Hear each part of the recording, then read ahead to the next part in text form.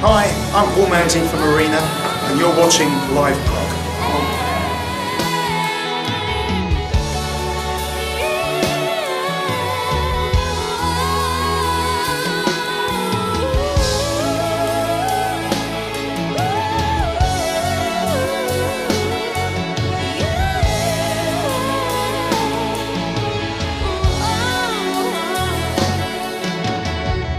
I find Facebook a very useful source to meet people and to meet musicians.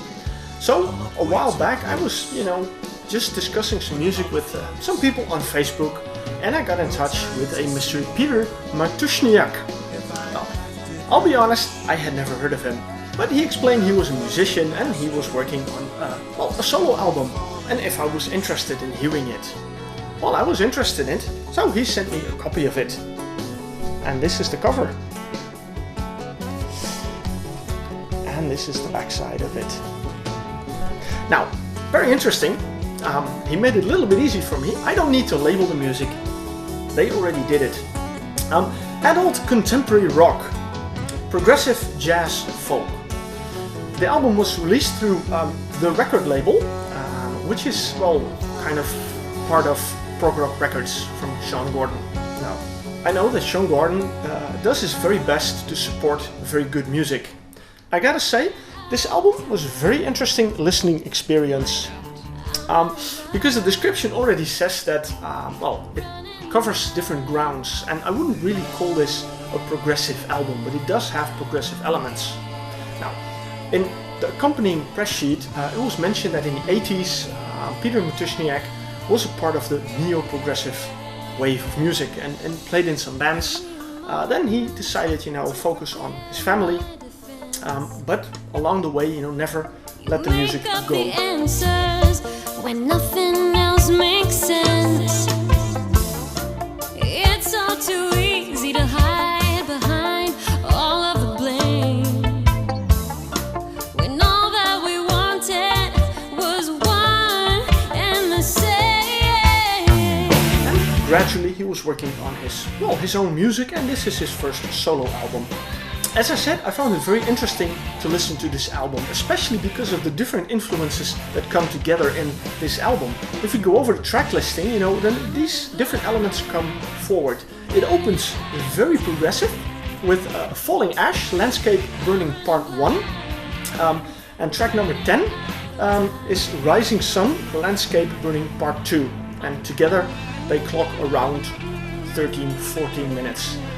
Very progressive piece. Think in the vein of early Camel, Steve Hackett, that kind of direction you think in. So very nice. But if we move on to the album, going back to the beginning, a song like Running Blind, the second song on the album, it's more poppy, pop rock, that kind of vibe. Then we have a track called London Vibe, which is very jazzy. And the same goes for Across the Pond, also very jazzy. A Lionheart Betrayed is more singer-songwriter and folky. And when I was listening to the last track of the song, Hippie in the Rain, I was like, wow, this is really in the vein of Simon and Garfunkel. The whole kind of idea is what you hear in that song.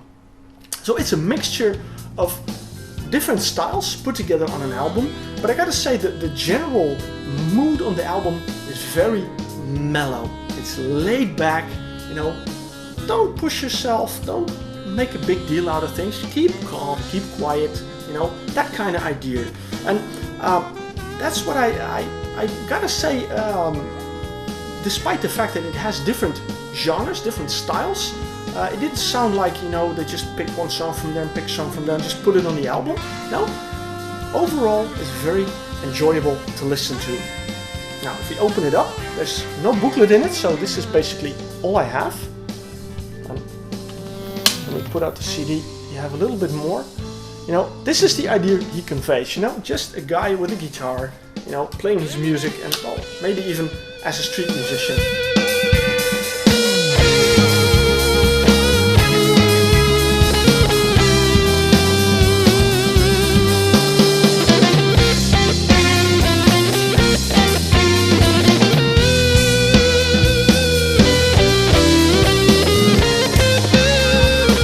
nevertheless, there are a lot of people involved in this album. I was surprised by how many.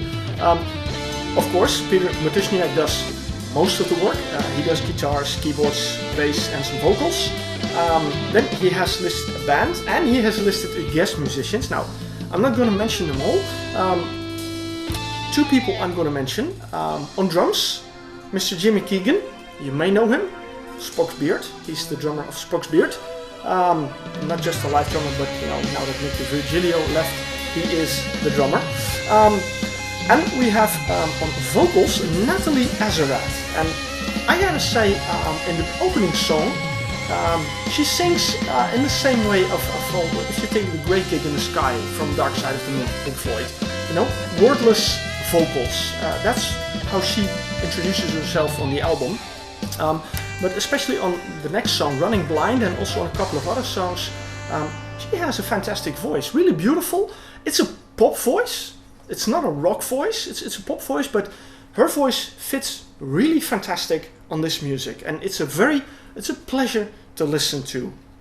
So, well, I had never heard of him. I gotta say, I'm really happy that we met on Facebook, that we got a chance to chat, because this album, Peter Matuchniak, is very interesting. If you want something different, if you're not, not want the next prog epic album, but you're looking for something more calm, an album that doesn't have any pressure on it. That's how it feels. I don't get the feeling that Peter Matuchniak recorded this album to show off what he can do, or to impress the prog people with an amazing epic track. No, he just brings his music, what he wrote, what he likes, and it doesn't matter if it's jazzy or proggy or maybe even singer-songwriter or folky.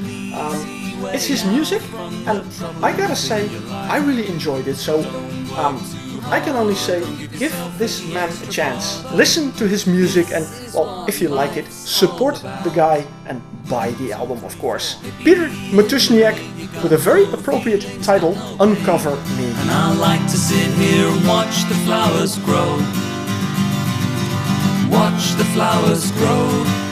But in my brain, don't you tell me I'm insane. I just like the quiet life and peace all around me.